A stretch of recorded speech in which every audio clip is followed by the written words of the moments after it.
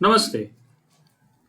क्या आप किसी एनबीएफसी जैसे टाटा कैपिटल, बजाज फाइनेंस, आदित्य बिरला, चोलामंडलम इत्यादि से 10 लाख तक के बिजनेस लोन के लिए अप्लाई करना चाहते हैं, पर आपको ये जानकारी नहीं है कि क्या-क्या डॉक्यूमेंट्स की ज़रूरत पड़ती है? या फिर हो सकता है कि आपने 10 लाख तक के बिजनेस लोन के लिए किसी एनबीएफसी में अप्लाई किया, पर आपका एप्लीकेशन रिजेक्ट हो गया और आपको ठीक से ये पता नहीं चल पाया कि आपका लोन एप्लीकेशन किस रीज़न से रिजेक्ट हुआ। इन दोनों प्रॉब्लम का सॉल्यूशन आपको इस वीडियो में मिलेगा।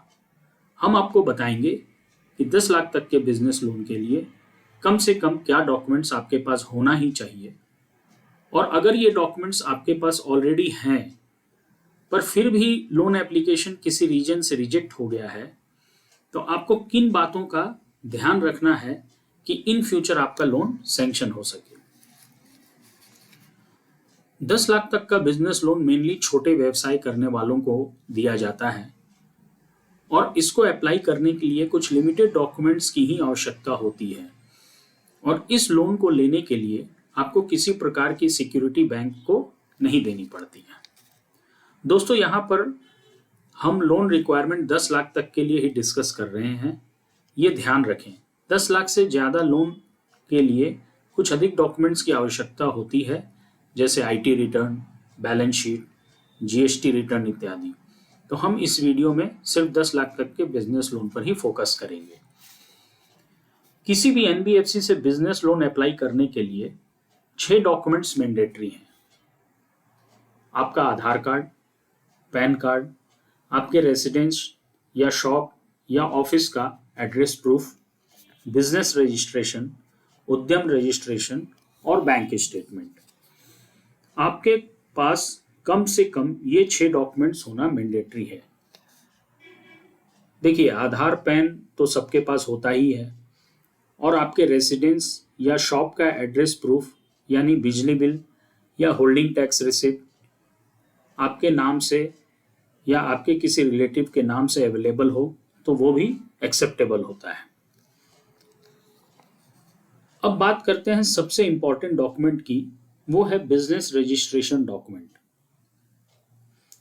बिजनेस रजिस्ट्रेशन का मतलब है आपके बिजनेस का पहचान पत्र, एक कोई ऐसा डॉक्यूमेंट जो किसी गवर्नमेंट डिपार्टमेंट से इशू किया गया हो और जो आपके नाम से हो और जिस पर आपके फर्म का नाम जरूर लिखा हो, जैसे कि trade licence, shop and establishment registration, weight and measurement registration, GST registration, food licence इत्यादि। आइए अब जानते हैं कि ये रजिस्ट्रेशन क्या होते हैं और ये रजिस्ट्रेशन कौन सा गवर्नमेंट डिपार्टमेंट इशू करता है। ध्यान रखें कि ये सारे रजिस्ट्रेशन अब रिस्पेक्टिव डिपार्टमेंट की वेबसाइट पर ऑनलाइन अप्लाई किए जा सकते हैं। आप स्वयं भी ये काम कर सकते हैं या फिर कॉमन सर्विस सेंटर, अपने फाइनेंस कंसल्टेंट या सीए की मदद से भी अप्लाई कर सकते हैं। Trade licence municipal corporation issue करता है और इसे आप ऑनलाइन नगर निगम की वेबसाइट पर अप्लाई कर सकते हैं। ध्यान रखें कि ट्रेड लाइसेंस केवल म्यूनिसिपल एरिया में स्थित इस्टेब्लिशमेंट के लिए ही इशू होता है। अगर आपका ऑफिस या शॉप नगर निगम के एरिया के बाहर स्थित है तो आपको ट्रेड लाइसेंस नहीं मिल पाएगा। शॉप एंड इस्टेब्लिशमेंट रजिस्ट्रेशन, ये सर्टिफिकेट डिपार्टमेंट ऑफ लेबर द्वारा इशू किया जाता है और इसे आप ऑनलाइन अप्लाई कर सकते हैं। किसी भी बिजनेस के लिए इस रजिस्ट्रेशन प्रूफ को लिया जा सकता है। वेट एंड मेजरमेंट रजिस्ट्रेशन, अगर आप अपने बिजनेस के लिए कोई इलेक्ट्रॉनिक वेटिंग मशीन यूज करते हैं तो आप अपने फर्म के नाम से वेट एंड मेजरमेंट सर्टिफिकेट बनवा सकते हैं, जो कि आपके डिस्ट्रिक्ट के वेट एंड मेजरमेंट डिपार्टमेंट द्वारा इशू किया जाता है। आप इसको भी ऑनलाइन अप्लाई कर सकते हैं। जीएसटी रजिस्ट्रेशन, जीएसटी रजिस्ट्रेशन का नाम आपने जरूर सुना होगा। हालांकि जिनका एनुअल सेल्स टर्नओवर 40 लाख से ज्यादा है उनके लिए तो ये मैंडेटरी है, पर जिनका टर्नओवर 40 लाख से कम है वो भी जीएसटी रजिस्ट्रेशन ले सकते हैं, पर उनको जीएसटी रिटर्न से संबंधित कंप्लायंस करना पड़ेगा। ये ध्यान रखें। ये प्रोसेस भी पूरी तरह से ऑनलाइन है। फूड लाइसेंस, अगर आप किसी भी खाने पीने की वस्तु का बिजनेस करते हैं तो आप अपने फर्म के नाम से फूड लाइसेंस ले सकते हैं। जैसे अगर आप रेस्टोरेंट चलाते हैं या किराने का व्यापार करते हैं या फिर कोई फूड प्रोसेसिंग का व्यवसाय करते हैं तो आपको फूड लाइसेंस जरूर लेना चाहिए।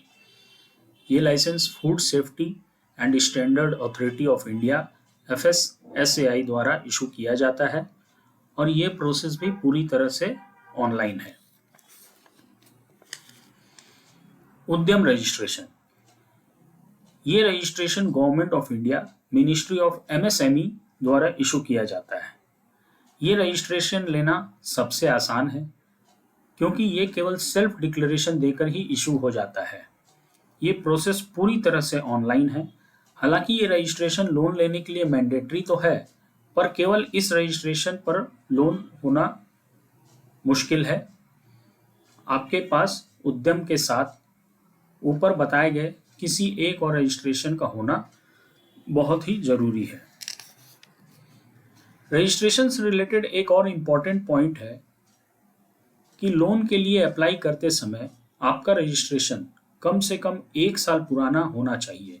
मतलब ये है कि रजिस्ट्रेशन लेने के बाद कम से कम 1 साल बाद ही आप लोन के लिए अप्लाई कर सकते हैं। इसलिए हमारा सुझाव है कि आपने अभी तक अपने बिजनेस का रजिस्ट्रेशन नहीं कराया है तो जल्द से जल्द करवा लें, क्योंकि रजिस्ट्रेशन लेने के कम से कम 1 साल बाद ही आप लोन के लिए अप्लाई कर पाएंगे। बिजनेस रजिस्ट्रेशन के बाद दूसरा इंपॉर्टेंट डॉक्यूमेंट है बैंक स्टेटमेंट। बैंक स्टेटमेंट आपका सेविंग या करंट अकाउंट हो सकता है। अगर बैंक स्टेटमेंट आपके फर्म के नाम का करंट अकाउंट है तो बहुत ही अच्छा होगा। आपका बैंक अकाउंट भी कम से कम 1 साल पुराना होना चाहिए। आपको ध्यान रखना है कि केवल बैंक अकाउंट होने से ही आपका लोन सैंक्शन नहीं हो पाएगा। आपको बैंक स्टेटमेंट के लिए 2 बातों का खास ध्यान रखना होगा। एक है बिजनेस टर्नओवर और दूसरा आप अपने अकाउंट में कितना बैलेंस मेंटेन करते हैं। टर्नओवर, इसका मतलब है आपके खाते में कितना बिजनेस ट्रांजैक्शन हुआ है पिछले साल भर में। आपने जो भी सेल्स रिसिप्ट जमा किया है बैंक अकाउंट में, उसी से बैंक टर्नओवर का असेसमेंट करते हैं। कुल मिलाकर आपके खाते में साल भर में टोटल कितना क्रेडिट हुआ है उसी को टर्नओवर मानते हैं। ध्यान रखें, केवल क्रेडिट को ही टर्नओवर में लेते हैं, डेबिट एंट्री को नहीं। अतः आपको सुझाव देते हैं कि आप अपने बिजनेस का मैक्सिमम ट्रांजैक्शन बैंक के थ्रू ही रूट करें, जिससे कि आपका अकाउंट बढ़िया दिखे।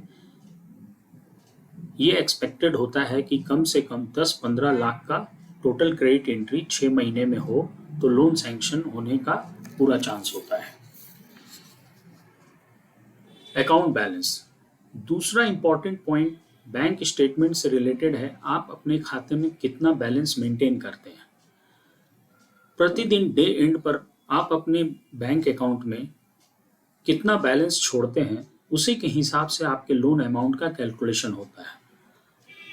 अतः आपको हमारी सलाह है कि आप अधिक से अधिक पर डे बैलेंस मेंटेन करें। कम से कम 20-25 हज़ार तो हमेशा बैलेंस होना ही चाहिए, जिससे कि आप लोन सैंक्शन होने में आसानी हो। आपको हम सुझाव देते हैं कि इन बातों का अभी से ध्यान रखना शुरू कर दें, जिससे कि भविष्य में आपको लोन लेने में आसानी हो।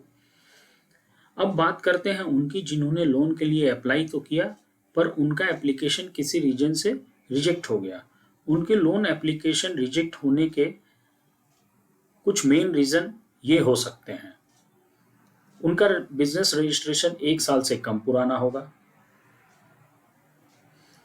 उनका सिबिल स्कोर 700 से कम होगा, या फिर ये भी हो सकता है कि सिबिल 700 से ऊपर है पर किसी और लोन में हाल ही में कोई EMI की बाउंसिंग होगी या सिबिल में कुछ ओवरड्यू दिख रहा होगा। तीसरा मेन पॉइंट है पुअर बैंकिंग। मैक्सिमम एप्लीकेशन जो रिजेक्ट होते हैं वो पुअर बैंकिंग की वजह से होते हैं। जैसा कि मैंने पहले बताया कि आप अपना maximum business turnover bank account से ही रूट करें। कोशिश करें कि एक ही बैंक अकाउंट यूज करें सभी बिजनेस ट्रांजैक्शन के लिए, और सबसे बढ़कर अकाउंट में अच्छा बैलेंस मेंटेन करें। अगर आप अपना बैंकिंग और सिबिल ठीक रखेंगे तो आपको लोन लेने में कभी भी दिक्कत नहीं होगी। आशा है इस वीडियो में दी गई जानकारी आपके काम आएगी। आपसे रिक्वेस्ट है कि आप इस वीडियो को लाइक करें, अधिक से अधिक लोगों के साथ शेयर करें, चैनल को सब्सक्राइब कर लें, जिससे कि आपको बैंकिंग और फाइनेंस से रिलेटेड विभिन्न टॉपिक्स पर महत्वपूर्ण एवं उपयोगी जानकारी मिलती रहे। धन्यवाद।